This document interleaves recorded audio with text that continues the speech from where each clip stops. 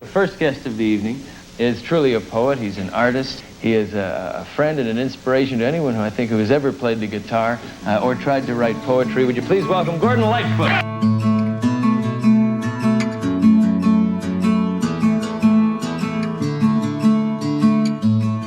Picking up the pieces of my sweet shattered dream. I wonder how the old folks are tonight. Her name was Anne, and I'll be damned if I recall her face. She left me not knowing what to do. This is Carefree Highway Revisited, the show that celebrates Gordon Lightfoot's music song by song, with all episodes available on www.lightfootpodcast.com. I'm your host, Mike Messner, and with me today is a fellow Lightfoot fan making her second appearance on the podcast from Southern California, Barbara J. Barbara, welcome back to Carefree Highway Revisited. Hi, Mike. Thank you. And thanks for having me on again. Glad to be here. Now, the last time you were with us, we were talking about All the Lovely Ladies. That was about 2 years ago.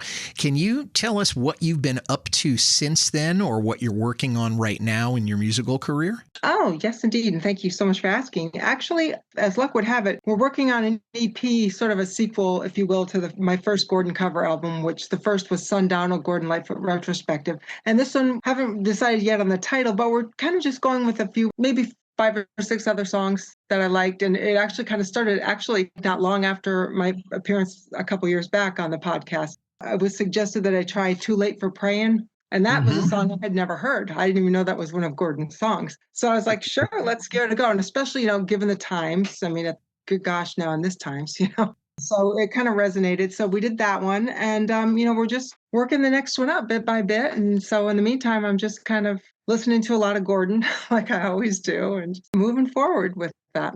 So when do you think we can expect the release of that new CD or series of songs? Well, I'm hoping, knock on wood, I'm hoping late this year, but probably at the latest, it would be early next, because I'm still working with the folks down in Nashville for my musicians and so forth. And then, I do the vocals up here. And so, there's the matter of, it's all electronic, but, mixing, mastering, doing another take if we're not liking that one. So, and also about picking some more songs, and as luck would have it, one of them is Carefree Highway.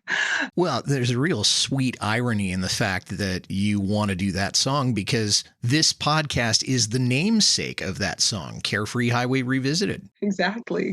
So timing that's perfect. Kismet. So why did you want to talk about this particular song today? Oh, just to me, when that song came out, Mike, I was a kid. I was like 8.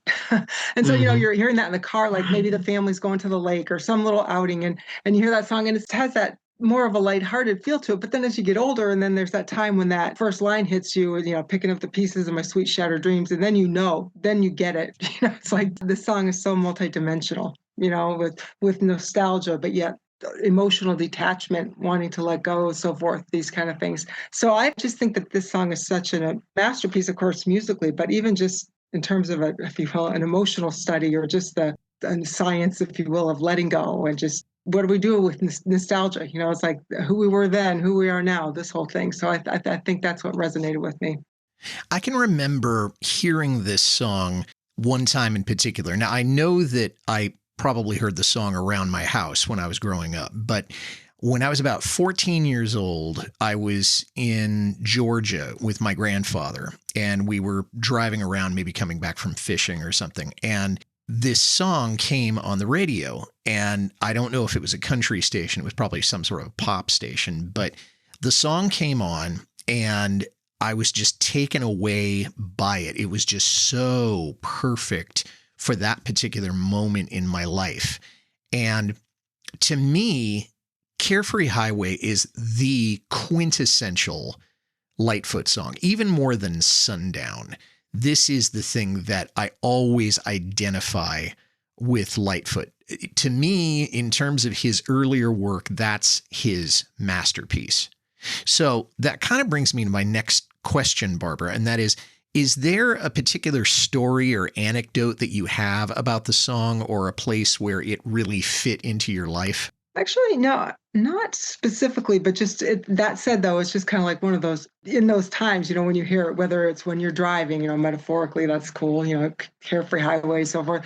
It's so universal theme-wise. It's just that it can strike any time, and whenever it plays, you're always just in that. For me, I'm always just in that place. So like you said, it's quintessential Gordon, but it's also just quintessential life to me. We all have those spaces and places, in that regard. So what I was able to find out about the origins of the song came somewhat from Lightfoot himself. Now, we do know that there's a section of the Arizona State Route 74 in North Phoenix where Gordon was driving. He was driving from Flagstaff to Phoenix, and he saw a sign with those words, Carefree Highway, and it was pointing to a town in Arizona called Carefree. And he said, and I'm quoting directly, "I thought it would make a good title for a song. I wrote it down, put it in my suitcase, and it stayed there for 8 months." And then I guess he extrapolated the rest of the song. Did I miss anything about the origins of the song, or did I pretty much get it? Well, I'm just digging the fact that he wrote it down and then put it in his guitar case where it stayed for 8 months. Thank goodness. And that's what good songwriters do. Anything can inspire a song. And so you just write it down, you write it down, you write it down. And, thank goodness he did, because then we get to enjoy it decades and decades later. So I guess that's kind of what strikes me. Let's talk about the lyrics a little bit, since we've kind of gone over the origins already. Picking up the pieces of my sweet shattered dream. And I think the shattered dream in this context is his hope for a successful romance. And then the very next line kind of seems bizarre on first reading. "I wonder how the old folks are tonight." And I found out that Lightfoot was asked at some point, what did he mean by that line? Why did he throw that in? And he said, and I'm quoting directly, "Well, I always thought about my folks. They're both gone now, but I always thought about my folks. It didn't matter what kind of trouble I was getting into. I always thought about my folks." Unquote. Any reaction to that? It's so weird because it just seems like it belongs there. But of course, then one says that after having heard the song thousands of times. But I think for me, now that you're mentioning that, it's like from something as dramatic as picking up the pieces of my sweet shattered dream, I wonder how the old folks are tonight. I feel as though that's sort of like a touchstone, a safe space maybe, because here, he's picking up his life has fallen apart for presumably about this romance or what have you. But then he's like, I wonder how mom and dad are. That's how your thoughts go, I think, too, when you're in that kind of distress sometimes. You're bereft, your feelings are everywhere, and you're just like, hey, what's going on back there? I think maybe it was just like a safe spot for him in that. Yeah, I think you're probably right. And then he goes into being specific. He says, "Her name was Anne, and I'll be damned if I recall her face." Now, we found out that Lightfoot's girlfriend, when he was 22, was named Anne. And he said, maybe in the same interview as I mentioned a minute ago, but he said, quote, "I heard from her after a Massey Hall concert many years later. She stopped by to say hello. I don't think she knew that she is the one the song was written about, and I wasn't about to tell her." Now that blows my mind. I mean, I'm assuming that you, Barbara, have never been romantic with Gordon Lightfoot, but if he wrote a song about you, don't you think you'd want to know about it? Oh, yeah. Without a doubt. And you think, especially if my name was Anne, and then that was, or if he wrote a song about Barbara and that was, hey, I think it would have struck her, is what I'm saying. It's like, hey, was that about me? You're listening to Carefree Highway Revisited. We'll be right back after a word from a podcast partner or two. Hey, I just wanted to take a second to tell you about my latest podcast discovery. Fire Breathing Kittens is an actual play one-shot podcast that plays various tabletop role-playing games with a season-long plot. Because there's a beginning and an end to each week's story, you can start at any episode. Yeah, you won't miss a thing. Every week has a different combination of 4 from the same rotating cast of people. Join Fire-Breathing Kittens as they solve detective mysteries, attempt comedic banter, and enjoy friendship. That's Fire-Breathing Kittens podcast. Check it out. 1 minute, you're a teacher preparing for the new school year. The next, you're transported to a fantastical realm shrouded in forgotten magic. The creatures around you think you're a long-vanished mage. You have no technology. You have no memory of how you got here, and no idea how to get home. All you have is misplaced magic.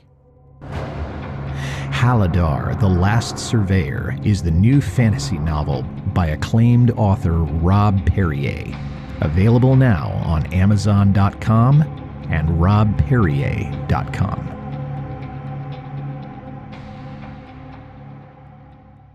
And then the other thing that I think of, and I'll be damned if I recall her face. One theory is that if he's thinking back to the beautiful face of this woman, he'd probably be depressed, or he'd think, oh, wow, maybe I let her get away. And being in a sad place would probably think, okay, I'm damned to hell. That would be a very damning experience. Another theory is that he can't recall her face, which leads me to believe that he either has a very bad memory, or he has a large list of ex-girlfriends that he doesn't remember, or maybe it's just poetic license. I don't know. Barbara, any thoughts on any of that? You mentioned it's not poetic license because he remembered her name. But at the same time, I think that just that line, I'll be damned if I recall her face. It could have just been, I don't want to say filler, because I don't think Gordon ever did anything like filler, but it could have been, perhaps he had to do a lot of things to forget about her. So as you said, maybe he just doesn't want to bring her to mind, because then it would send him to that place or down that rabbit hole, be all maudlin. And I've always thought that that line was just like kind of cold. Her name was this, but I don't remember her face. But come on, Gordon, we know you did. The sufficiency with which he describes her, and then also the fact that he saw her years and years later at this concert, he knew who she was. I don't want to say it was just a line, but be damned, it's like that's a turn of a phrase too. So who knows? She left me not knowing what to do. And I think it's one of those things that we've all been through after a certain number of years, where you meet that one person who just knocks you out and then leaves you standing there and says, I'm on my way and you won't be seeing me again. And it's kind of shades of For Lovin' Me. That's what you get for loving me. That sums it up. Again, so succinctly, she left me not knowing what to do. It's like so universal. I feel like you say everyone has felt that way at some point. So it hits you. That relationship so primary at that point, and then the person just up and gone. Carefree Highway, let me slip away on you. The image that I get is that he wants to turn his back on all of his problems, all of his miseries, this heartbreak that he's feeling, the physical sensations that we're going to talk about in a minute. And he wants to just turn off this route that he's on and head down this magical road where his troubles can never follow him. Shades of Over the Rainbow. Somewhere over the rainbow, I'll wake up where the clouds are far behind me. And the dreams you dare to dream really do come true. That kind of thing. It's so ironic. The song's called Carefree Highway, but that's what he wants, because it's wanting to be carefree, but know that you're desperately not. And he's trying to emotionally detach, but it's basically impossible because the memories keep coming in, and it's like that push-pull of those things. So I think that's perfectly stated, actually. And then a little later on, we come to maybe my favorite line of the song, which is also probably the most enigmatic line. The thing that I call living is just being satisfied with knowing I've got no one left to blame. And the only way I can read this is that he's ultimately responsible for his own actions. He can't play victim.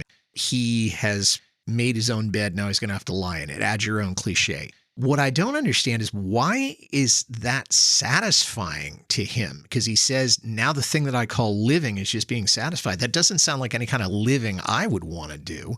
Any thoughts? And it's funny when you say that, it's like, why would that be satisfying? That's kind of a low bar. But I think that by saying that, knowing I've got no one left to blame, and this might be mincing or parsing, but it's like, he's not necessarily saying he's blaming himself, but he's just like, there's no one left to blame. Because I think, at least, my own experience, life, so forth, I think the need to, or maybe it's reflexive, to blame someone else for something that happens is perhaps self-absolving, even if it's just for a few moments. You feel, okay, yeah, that was him. But then what do you do with that? I think on the other side of that, it can be exhausting as well, because it's like this person, presumably in this instance, is years beyond, years gone. Who knows? You don't know where they are. You don't know how to reach them. What are you going to do if you do? You're going to call and curse them out? It's a freeing thing to just say, I've got no one left to blame. Maybe it was me, maybe it's on you, maybe it was life, but regardless, it's like no one left to blame. I think that's a liberation kind of comment, it's like I call living, but maybe it's just like shake it off kind of thing, like just brushing it off his worry place, because it's like, no, maybe it was me, maybe it was, but at the same time, then you can beat up on yourself forever and ever. And so no one left to blame. I don't know. That's just where I take it. Searching through the fragments of my dream-shattered sleep, I wonder if the years have closed her mind. This is interesting phrasing. Gotta wonder, is he thinking to himself, gosh, does she ever think of me? Does she ever wonder how things could have been? It's, again, another Lightfoot song comes to mind. It's kind of shades of Did She Mention My Name? I guess it must be wanderlust or trying to get free from the good old faithful feeling we once knew. Well, if it's a good old faithful feeling, why does he want to get away from it? When you said that, I wonder if, if she ever feels the same or what have you. It's like the years have closed her mind. I always just kind of interpreted that broadly. I was like, is she totally another person now? Or the fact that you said that, does she ever think of me? I think that's a fair read, because talking about her. I think in nostalgic experiences of any kind, we're remembering not just what we were doing and with whom and the time, but we were someone then that we presumably are probably not now. So it's sort of like that good old faithful feeling. It's like chances are we are no longer that person, so to speak, in various regards, at least as we were when we were with that person. So that good old faithful feeling when we once do, perhaps that's at that time it served its purpose, trying to break free from the good, because, now she's over here doing this and I'm over here doing that. And, so it almost like I don't want to say like a justification of sorts, but exactly that. Because back again to, I got no one else to blame. Because what else are you going to do? We had to get out of that. You're listening to Carefree Highway Revisited. We'll be right back after a word from a podcast partner or two.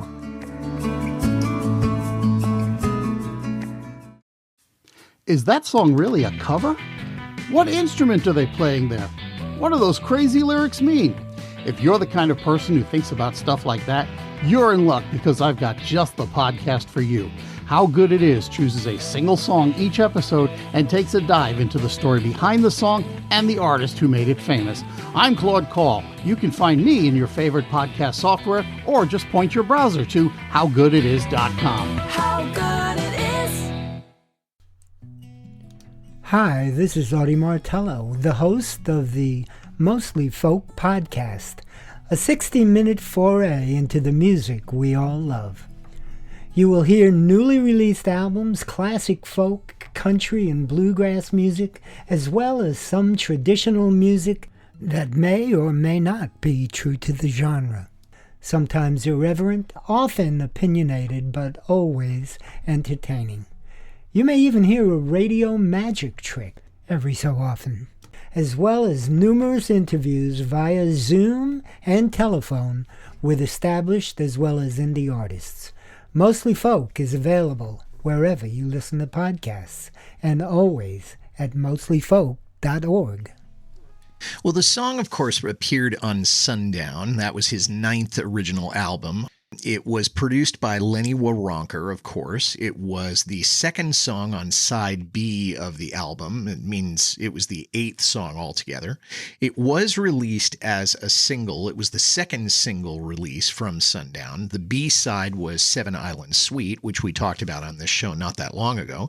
And it hit pretty well all over the place. 64 in Australia, 11 in Canadian RPM, number 1 in Canadian Adult Contemporary and Canadian Country, number 10 on the U.S. Billboard Hot 100, number 1 on U.S. Billboard Easy Listening, and number 81 on the U.S. Billboard Hot Country Singles. And it's kind of hard for me to realize that it was 52 years ago and that I was 2 years old when it came out. I just turned 54 a few days ago.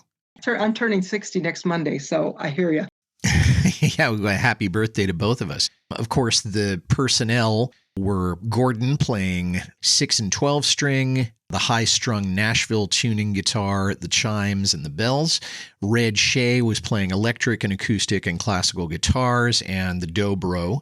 Terry Clements was playing acoustic guitar, Rick Haynes was playing bass, Jim Gordon was playing drums and percussion, and then Milt Holland, who was also known as a producer, was playing percussion and congas. And I got to tell you that there are two things that really stand out to me in the song. One is Terry Clements' lead breaks in between the verses. I just really think those are tastefully done. Even though they're repetitive, I think they also add a nice touch to the whole thing. And then Jim Gordon's drumming. And it's not to say that Barry Keane couldn't have done anything just as good. They couldn't have copied him. But I thought Jim Gordon's drumming was really, really perfect on this. Just percussive enough and kept the song going. What about you, Barbara? What's your favorite musical part of the song now that we've sort of picked the lyrics to death? Well, of course, it's a story song of sorts, but and again, this is just so true with most of Gordon's songs anyways. You can sing along to it. You can, but that guitar at the beginning, when you hear that, dun, dun, dun, dun, you just know that's the song. It's like and you just kind of settle in, as I say, just with every single one of his, you just don't want to stop because especially the story songs like that, relationship-wise, it's a work of art. You brought up the idea that it's a story song, and I don't know if I think of it this way. It certainly doesn't have the quality of some other quote-unquote story songs like Ballad of Yarmouth Castle. Yeah, and not like the Edmund Fitzgerald, which Now, Gordon played this song 864 times in concert. I think it's in the top 5 of the songs that he did. The first time he ever played it was on October 6, 1974 at Symphony Hall in Boston, Massachusetts. The most recent one was in Winnipeg, Manitoba on October 2022, so about 6 months before he died. Barbara, did you ever get a chance to hear him perform it? I wish I had been, but no, that would be locked forever. No, I was not. That would have been memorable because again, that song, just having heard it from such a young age, it's just like a touchstone in my life. So that would be something to see though. Yeah, I can't remember if he played it at the show that I was at either. There are 2 official covers I could find of this song. One is by John Carrington on an album called American Folk Songs. And then the other was the Frank Chaxfield Orchestra. And it was on an album called A Touch of Gold. It was an MP3 album. Have you heard either of those? I've heard of the Frank Chaxfield Orchestra, not in the context of this song, but I got to do it. Mine. It's pretty good. But no, I have not heard of those others. But now the thing is, I'm going to have to go look for those. Frank Chaxfield, have you heard any of his things? When you're on like instrumental TV kind of thing, it's like, it's really big stuff. I almost want to hear that. I think it might not be the best experience because of the bigness of it. It might be too big. As far as current folks, other than the super famous people, I really don't listen to a lot of current music. So I don't think anyone in modern music, I can't really name anyone. I would just be stuck going back to those old singers from that time, like the Dylan types and the Crosby and those kind of, I can't think of voices in current times. And again, this is no shade on modern music or anything, but people have all got their own thing going on, and I'm not one that likes to have to do it exactly like the original, but you want to have that vibe or that feeling, so I honestly can't say who I would want to hear it in terms of modern music now. Barbara, as we're sort of wrapping up here, is there anything else you wanted to say about the song, its personal meaning to you, why you like it, why other people should take a listen to it? The floor is yours. Well, I think we've touched on most of the points, just that deep nostalgic feel, but yet there's that sort of tragedy to it, but yet the melody of the song almost, that doesn't keep it lighter, but it's, that carefree highway, it's not really about being carefree, but just wanting to, but again, life, doing what life does, just to survive those memories, we need to go down that carefree highway because we're not necessarily trying to escape, but just what a pleasant hitch on that, if I can move on already, that type of thing, I think. Before we go, Barbara, where can the audience find you online? Where can they listen to more of your music? Where can they see you performing live? How can they get more of the Barbara J vibe? Because I know that it's something that you work on and that you put your time into and that you'd appreciate it if people would listen to more. Okay, online, I'm not doing anything live right now, but online, it's just wherever you listen to your music, Spotify, it's Barbara J. And sometimes this is a hitch. Sometimes the way I have it on I would say my albums, on my CDs and the covers and things, the J has a period behind it, but some venues have it, some don't. But Spotify, then there is YouTube Music, which is just Barbara J. And then YouTube, the music of Barbara J, just regular YouTube. SoundCloud, and there you'll find me as Malibu Barbara. And then Facebook, which is Barbara J or at Barbara J's Music. Of course, Apple Music, all those places that you find people doing indie stuff too. The biggies, I would just say go to the places where people most often stream their music, and I'm there. The woman's name is Barbara J. Thank you so much for being on the show with me today again, Barbara. It's been way too long since we had a chance to sit down together and talk, and I'm really looking forward to having you on the show again next season. I'd love it. All right. Thank you, Mike. Well, we are really in for a treat for our next episode because my next guest will be John Gracie from Nova Scotia, and he and I will be discussing his recent tribute to Gordon Lightfoot's music, which he has entitled A Gentle Homage. That episode will be coming out in late May 2026. You can find all our episodes on www.lightfootpodcast.com, and I hope you'll tell someone about the show and give it a positive review wherever you get your listening matter. Until we meet again, this is Mike Messner reminding you, run for the roses, but don't forget to stop and smell them. We'll see you next time along the Carefree Highway.